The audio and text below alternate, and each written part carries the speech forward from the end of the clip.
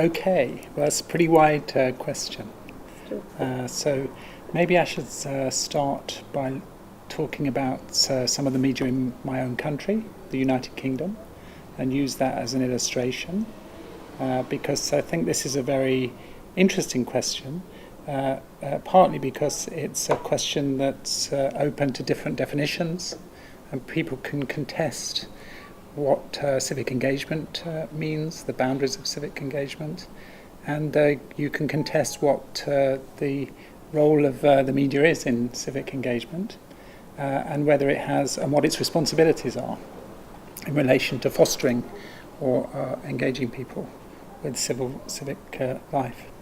So I think if I think of the UK, one always thinks first of the BBC, because we still have a very strong public service broadcaster. And I can't remember offhand, but it has 6 core principles that it tries to sort of operate by. And those principles include engaging citizens, and citizens broadly defined, not just in terms of voting, but in terms of their knowledge and understanding of political and social life. So the media, in that sense, has a strong role in providing the sort of education, background, information that someone who was engaged in civil society or civic engagement would require. So that's a very strong sort of view of the role of the media. It's interesting in a sense because it's, as well as it being very strong, and in a sense you could make a good argument that a body like the BBC does a fantastic job of this, and they do. What's come into question in recent years is whether or not the model, the understanding of a public service broadcaster like the BBC was itself, in a sense, part of a very sort of traditional understanding of what civic engagement might be. So in a sense, at its most critical, the BBC both provides support and resources for people for civic engagement, but it also has a strong role in shaping our understanding of what civic engagement might be. And critical scholars have often, well, it's their job also to sort of interrogate the BBC for that. And I think that that's one of the things that's shown up by that is the way in which different constituencies are more or less represented by by media more generally, and whether all shades of people's views are represented. Those are the kinds of questions one can ask about the resources that are available. And there are other questions like the BBC being a very much a national body. In a sense, what they represents an understanding of the national citizenship.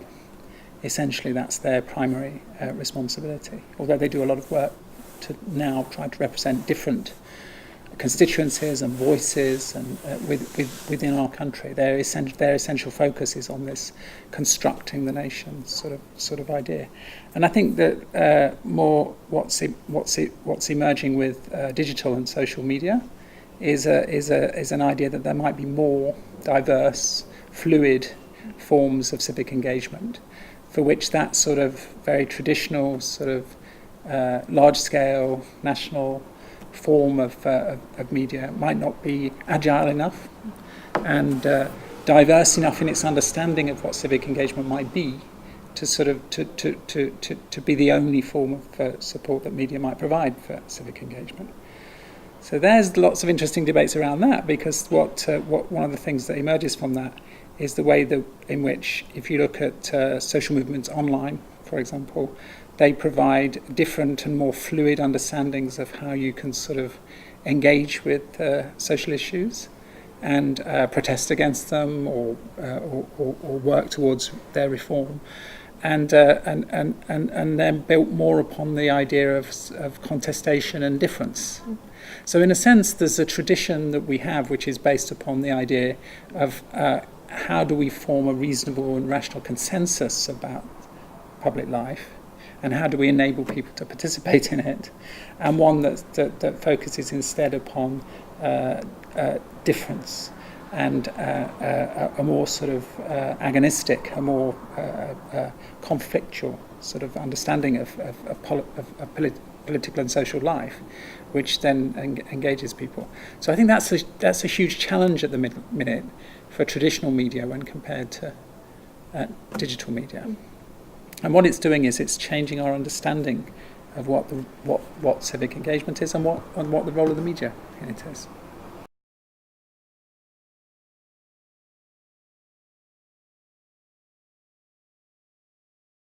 Well, I think I think this is an interesting question. I think that usually when people think about this question, they think about the debate about the public sphere. And rather like I was just saying for the BBC, the concept of the public sphere, in a sense, has come under some question, and if not disrepute nowadays, as requiring a kind of rational dialogue, the setting aside of interests, the non-engagement with feelings and passions, the idea that the public is best represented in the terms of established power, because that's what, in a sense, the original sort of conception of the public sphere theory suggested, that a public would form through their own activities and be able to articulate a consensus that could be presented as a balance to political power or commercial power. And so, in a sense, that sort of notion of the public sphere it was a spatial metaphor for political life that developed, and it's come under critique from many different angles as being historically inaccurate, as being unable to represent again the diversity of interest that might be in play, of not understanding again that politics is based upon conflict between different interests, and therefore shouldn't be understood as being able to be political questions shouldn't be able to be seen as being answerable by forming a consensus amongst the public, that many groups deserve representation whether or not they can achieve consensus or not, and so on and so forth, a whole range of very well known and articulated critiques. Now, in one sense, the emergence again of the online space, a transformation in a sense of the metaphorical idea of the spaces that we inhabit, suddenly seem to provide an alternative answer, an answer that many people have seen to reflect Chantal Mouffe's theories of agonistic publics. That's been supplemented more recently by work by people like Zizi Papakarisi on affective publics to pick up that theme of feeling and motivation and commitment, and the idea that a post-democratic idea of publics. So publics can be formed through a whole range of technical means that don't require them to go through the sort of processes of reason and deliberation and public will or consensus formation that the traditional Habermasian theory demands. So in one sense, media and technology as they've changed, have opened up whole new sorts of opportunities and new ways in which people can construct public space in this way. That's one answer to that question that you can look at. But another way of looking at it is that, I mean, to make a slight defence of the Habermasian position, I suppose, which is that he drew quite a strong sort of differentiation between public discourse or everyday life and the public sphere and the political or the system world, the public in that sense. And so he was looking at the public sphere as a mediating structure between these two spheres. So he kind of had a quite complex sort of view of understanding the sort of different aspects of public space. In a sense, there's the public realm of private life. So that's people living their lives, getting on with their lives, having different views, arguing with each other, conflicting with each other, liking each other, all of the things that they do. That's just life going on, as it were. The problem with that is that it's obviously very dynamic, it's very sort of fluid, it's very chaotic, and so on and so forth. And if it's to make a difference in the public spaces that are the spaces of governance, i.e. the political spaces, then it needs some process of sort of definition, of coming to some sort of clarification of what the issues are in political terms. So this was his kind of view about that. And it was a historically located view. I mean, he had the idea that it was the bourgeoisie in Europe, particularly Britain and Germany, towards the end of the 18th century, who successfully managed to sort of get their idea of their understanding of political culture, how they liked to resolve things, how they liked to talk about things. The famous coffee shop example. Their understanding of the importance of discourse and conversation in resolution, for example, a very bourgeois sort of notion. His key point is that their success was to enable that to be translated, or to force it to be translated into the spaces of politics. The institutions of politics were structured in a way that reflected their political culture. Now, if we go back to my first answer, in a way, the challenge now is quite an interesting one. So if we take Habermas to be sort of pointing to us to the kind of story that I've just suggested, rather than as he has been taken as valorising bourgeois culture, which I don't think he's doing at all. He's very critical of that. Then what you see in Habermas's work is a challenge, and the challenge always is, how are you going to cash out whatever your engagements are, whatever your understandings are, whatever your ways of coming together are? How are you going to cash those out into political structures in the long run?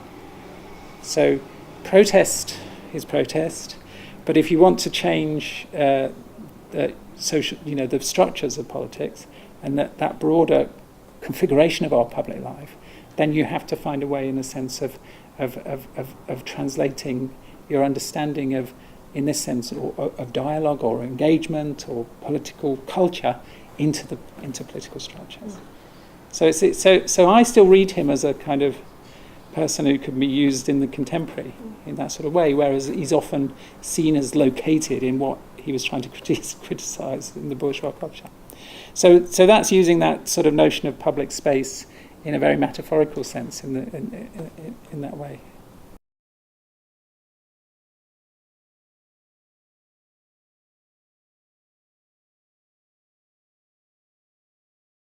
Yeah, I sort of started to answer that in the last question, I suppose.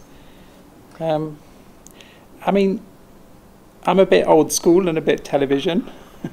So for me, it's been very interesting to watch people, quite rightly, getting very excited about the way that the affordances of new digital technologies in relation to public and social and political life. And the sorts of examples that we've seen, obviously around the Arab Spring, but also I think the Occupy movement has been fascinating too. This sort of extraordinary sort of speed and energy and power with which political action can form. Is an extraordinarily exciting thing. I mean, I suppose for my generation, it reminds us of 1968 and the coming together. But 1968 was a pretty old school kind of political protest movement, and so it had a particular sort of configuration.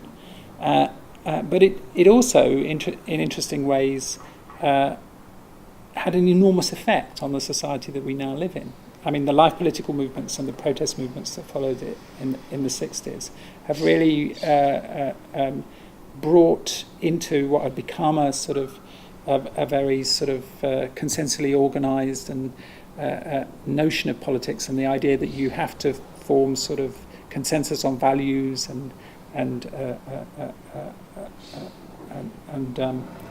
understandings of society in order to as a requirement for social stability.